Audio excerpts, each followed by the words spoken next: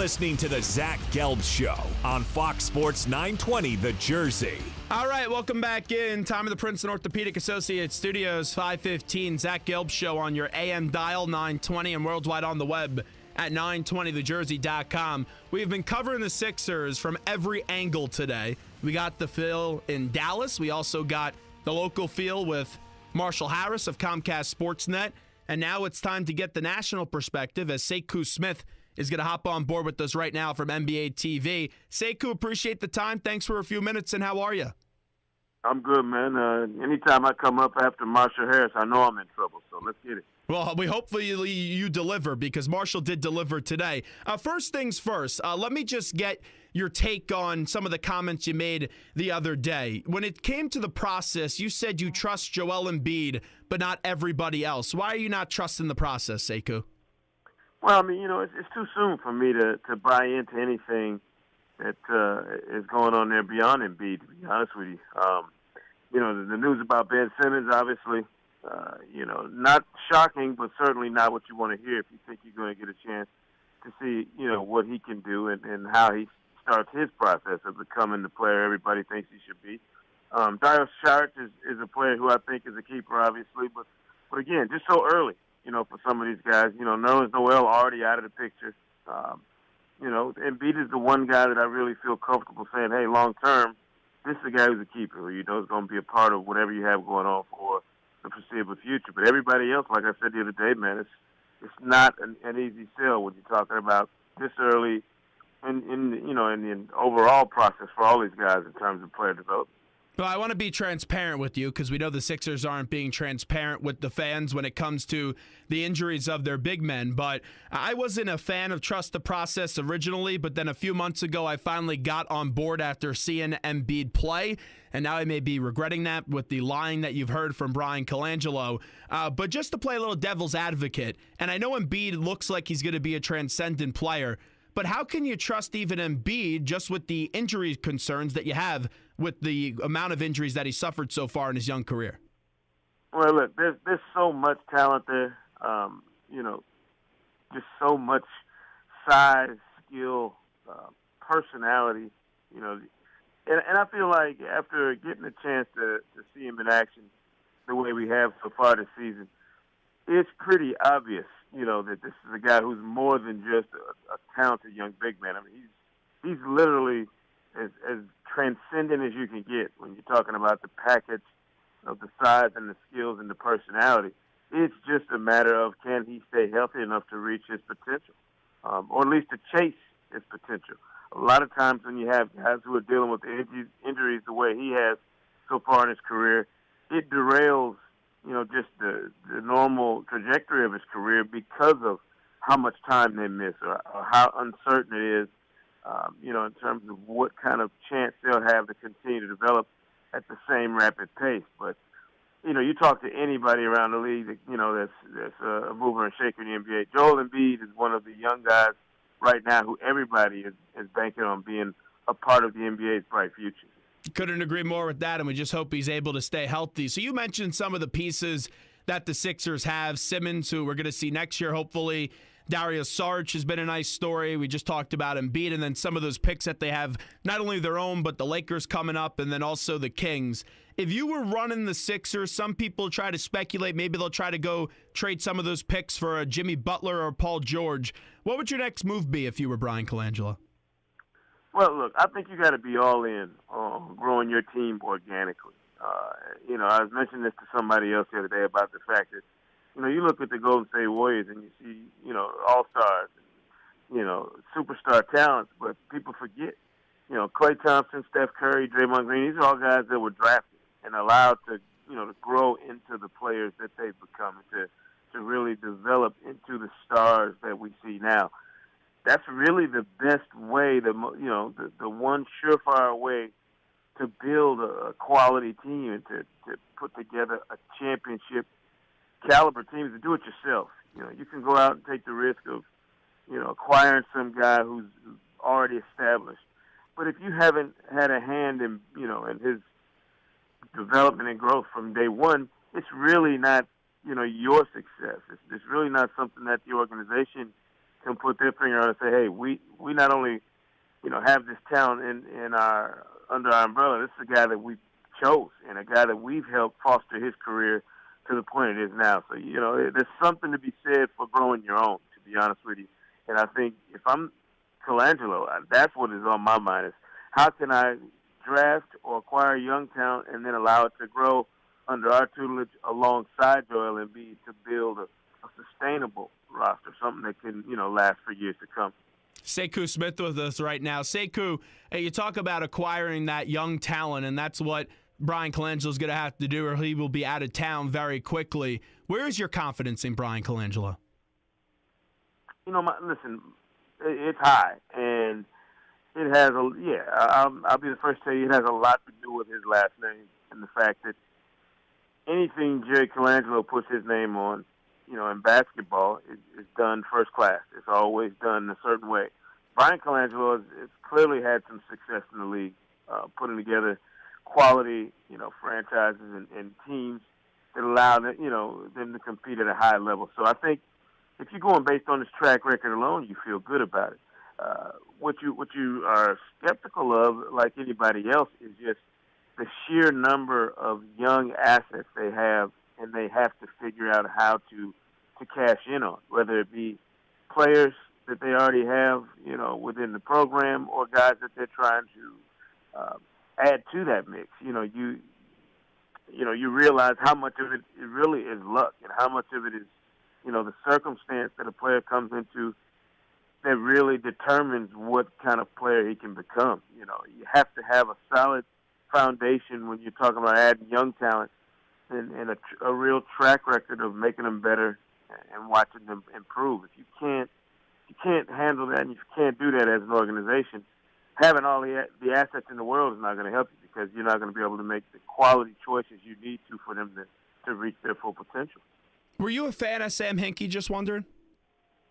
It wasn't necessarily being a fan of Sam Hinkie. I think it was more of, did you agree with, his idea, as to how to tear a franchise down and build it back up from the ground up, and could you do it in the drastic way that he did? And honestly, no, I wasn't necessarily a fan of that process, only because I've been covering the league long enough to know that when you have a situation where you say, well, look, we're going to tear this thing down in supports, and we're going to, it's going to take us 5-6 years to build it back up. Well, most of the time, the guy whose plan that is, the architect of that kind of vision, he doesn't get to see it, to its end. He's not around for the 5th, 6th year when it actually starts turning, or you get a little bit of return on your investment when you're talking about all these young guys, or draft picks and high lottery picks. That guy is not always there to reap the benefits. And I mean, I'll tell you, I watched Billy Knight, take the Hawks organization from a 13-win team to the longest playoff, run in the Eastern Conference, second longest in the league behind San Antonio right now.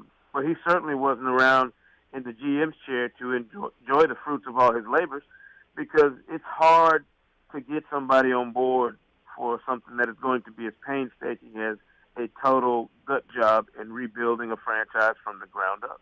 But could you see maybe more teams in the league start to do it, just with the current landscape of the league where there's only so few teams that have a legitimate chance to win a championship? No, because I think there's so few teams willing and able to really suffer through the painful part of the process of rebuilding in that way. I think, it requires a sort of patience as an organization, and certainly from your fan base, that you can't always get. There are only, so many teams who will be allowed to really go down to the depths and be as bad as you have to be to acquire the sort of, cachet of assets that you see a team like Philly, or, really people want you to be what the Boston Celtics are, and they want you to they want to have it all. They want you to be a team that has the potential to add quality young players to your roster, in terms of lottery picks, but they also want you to win 50 games and be in the playoffs and have a chance to kind of defy the odds and do all of those things at once. That is extremely difficult. What Danny Ainge is pulling off right now with a team that's a contender in the Eastern Conference, while also owning top 5 draft picks and a number of them over the next few years, and having a salary structure on his team that is the envy of the league is really remarkable. And how you get to that point requires a ton of luck and good fortune and shrewd decision-making on your part if you're the general manager.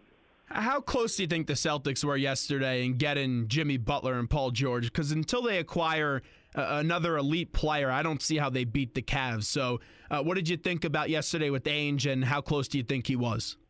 It doesn't sound like they were nearly as close as some of us believe they were. And that always comes out after the fact. I love the day after, the trade deadline, the day after the draft, the day after, the first day of free agency, when you hear about all these things that could have happened or might have happened if only somebody had answered the phone, or if only somebody had agreed to throw in this little extra sweetener in a deal. It's tough to part ways with what has become the real gem, in the eyes of a lot of organizations, and that's, potential. The idea of what might be if you have a top 3 draft pick in what's considered, one of the stronger drafts in recent, memory coming up. The lure of that and giving up something like that for a player that, in Jimmy Butler or Paul George, proven all-stars, proven talents in this league. It's very difficult to ask somebody to give up the beauty and the vision of what could be for what we know already is with certain players. And, so I never read too far into, well, this might have happened or could have happened, because the bottom line is it didn't. And so whatever the negotiations were, it wasn't enough for anybody to pull the trigger on one of those deals. Wrapping up with Sekou Smith from NBA TV. Sekou, with the trade yesterday of Nerlens Noel, I thought the Sixers got nothing back for Nerlens Noel, and I was in the camp of keep Noel and then sign him to a deal in the offseason and get rid of Okafor. Just your reaction to the trade yesterday of Nerlens Noel and the Sixers' approach of keeping Jahlil Okafor over Nerlens Noel. Yeah, I don't know that it was necessarily to me a choice of one over the other. I think they both have become a part of what's seen as, potentially expendable, for the Sixers. I think they've made their decision about, the guys they feel like are part of the long-term plan, and neither one of those guys appear to be in the mix long-term, obviously. Okafor stays on the roster, but was certainly a guy who was, inquired about and dangled out there as a possible trade piece. And, Noel made it clear he didn't want to be a part of whatever was going on, and that's his prerogative to make it public. He wasn't, a player that Brian Colangelo and Jerry Colangelo had a hand in drafting. That's not a guy they were a part of selecting. So, you roll with the guys who, know your game and have your back and believe in you and have a faith in what you can become as a player. And I think there wasn't that good connection for Nerlens Noel, and I don't know that there's one for Jahlil Okafor. The Colangelos also didn't have a hand in selecting Brett Brown. I think that Brett Brown deserves the right to see this thing through because he's never been given a real chance to win some games, and he's done a nice job this year, especially with all the circumstances and also just having to talk all the time for Sam Hinkie when he was here and then Brian Colangelo when he was here. Do you believe that Brett Brown will be able to see this thing through, or could the Sixers possibly maybe move it on from Brett Brown sooner than we expect? I don't know why you would, to be honest with you. Agreed. He's been a part of laying the foundation of whatever you're going to become. And nobody believes that he's been given the kind of tools you need to compete at a high level and really show what you can do as a coach. Until we get a chance to see him with a more, sustainable roster, in terms of long-term success and what he can do when he has the right pieces in place, it's really hard to judge the performance of a guy like Brett Brown, who by all accounts, everybody I know around the league, speaks highly of him and his coaching abilities. He just honestly has not been dealt a hand that would allow him to really show you what he can do. And then finally, before we let Sekou Smith go from NBA TV, it's the biggest deal in the NBA right now. and it's this Twitter beef between JaVale McGee and Shaquille O'Neal. Are you team JaVale McGee or team Shaq? I'm team out of it. 'Cause anytime you get guys that big trading insults the way they have, which I really think, they both got to rise above that and be better than that. But anytime you got big boys, getting ready to go after each other like that, I just prefer to stay out of the way of that and let the dust clear, and hopefully they both come out of it in one piece. I think JaVale McGee's being a bit sensitive, Sekou. Oh, I think they're both being a bit sensitive, but somebody's got to step up and be the bigger person and kind of let this thing go. It doesn't shine a good light on either one of them, and they're both, good guys. I don't think they mean as much of the malicious stuff that's being tossed back and forth. Sometimes it just gets out of hand, and it is social media. You don't know how much of it is, context, and how much of it is, the misinterpretation. I think JaVale is really taking it the wrong way. I think, Shaq and a fool and having him as a part of it has really elevated his name, whether it's good or bad. But you just got to be careful that you don't cross the line and get into a sensitive area for either guy. Well, all I'm going to say is when Marshall Harris was on earlier, he was taking some shots at JaVale McGee. So you may want to take some shots at JaVale McGee just to match what Marshall Harris did on the show. Well, look, if I start doing what Marshall does, I'll be in a whole lot of trouble. I'm going to let him be the shot jock, and I'll try and be the one that makes a little calming influence on that whole situation. Well, he actually didn't say anything about this. I was just trying to get a reaction out of you. Appreciate it, man. Tell Marshall I said what's happening. We go way back. You got it. Sekou, we appreciate it. Thanks so much. It's a whole lot of fun. All right, now.